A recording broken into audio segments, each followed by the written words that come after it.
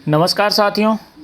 Sushant Singh Rajput case से संबंधित एक बड़ी खबर ये आ रही है कि एम्स की जो रिपोर्ट थी उसके बारे में अत्यंत ही आश्चर्यजनक बातें सामने आई है, जो कि मैं आज आपको इस वीडियो में बताने वाला हूँ।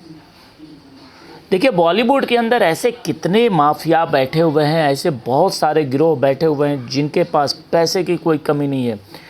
अत्यंत ही अनलिमिटेड पैसा है उनके पास, और पैसे के बल पे वो चाहते हैं कि हर किसी को अपने कब्जे में रखें। और इसी कब्जे में करने की जो उनकी एक इच्छा थी, उनकी एक जो प्लानिंग थी, उसमें उसने कई लोगों को कब्जे में लिया और उस कब्जे में पूरी लेने की कोशिश सुशांत सिंह राजपूत को भी उन लोगों ने किया। परंतु जो घटनाक्रम हुआ वो आप लोगों को सबको पता है।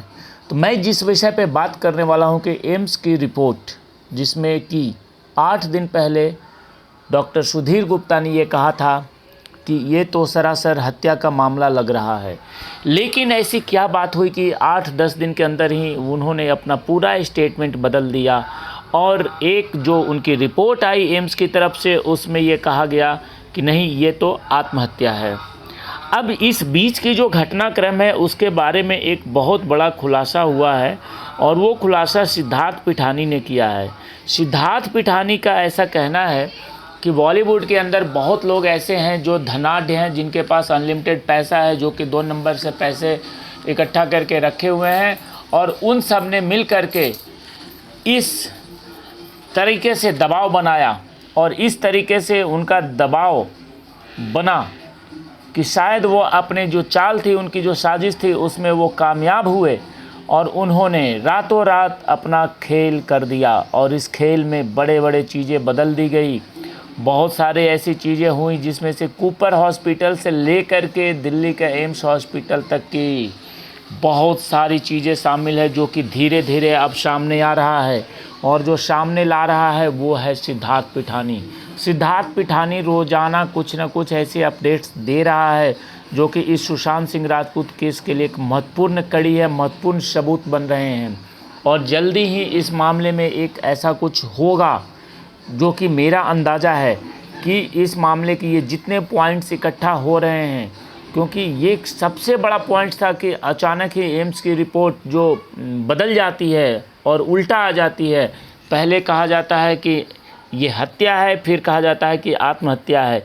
तो इस बीच में ये जो 8-10 दिन का जो गैप था, इस बीच में कौन कौन लोग आए मिलने के लिए डॉक्टर सुधीर गुप्ता से, ये जांच का विषय है।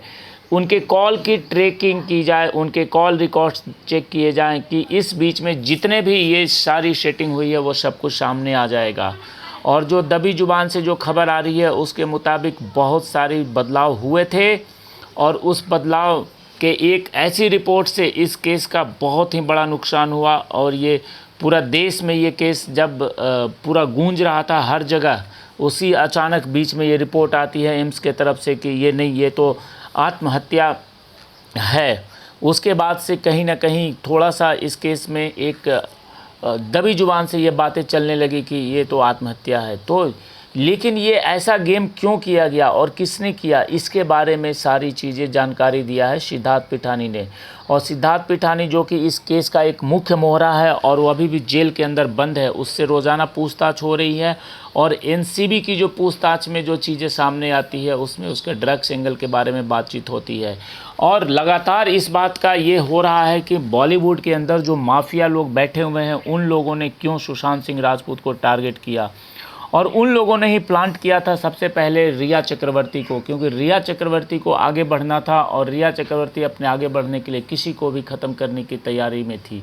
और उसने अपने आगे बढ़ने के रास्ते में सुशांत सिंह राजपूत को अपना स्टेप बनाया, अपना सीढ़ी बनाया, और इनके घर में दाखिल हुई, और यहाँ घर से इन्होंने बिल्कुल सुशांत सिंह राजपूत को अपने कब्जे में किया। और उसके बाद उसने अपना गेम चालू किया, क्योंकि रिया चक्रवर्ती प्लांट की गई थी, और उसने पूरी प्लानिंग के साथ अपना गेम किया। और उसके बाद जैसे ही उसे अब ये लगा कि अब सब कुछ हो चुका है, तो उसने एक दिन लड़ाई झगड़ा करके और सुशांत सिंह राजपूत का नंबर को ब्लॉक करके, और उसने धीरे से अपना सारा रामनाता रिश्ता ख़त्म करके और वहाँ से निकल गई, क्योंकि उसका टारगेट ही था सुशांत के पैसे को कब्जा करना। और सुशांत सिंह राजपूत को ख़त्म करना। इस सारे चीज़ों में वो सक्सेसफुल हुई और निकल गई। अब देखना है कि इस पे जो खुलासे हुए हैं उस पे क्या एक्शन होता है। जय हिंद,